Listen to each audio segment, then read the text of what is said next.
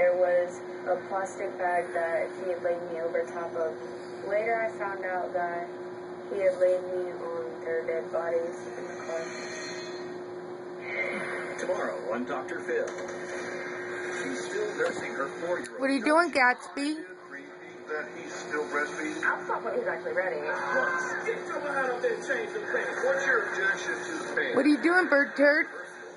My mother is way too involved in my life. Not Dr. Phil or any other quacks will tell me how to run my family. You just called me a quack. No disrespect. Don't take it.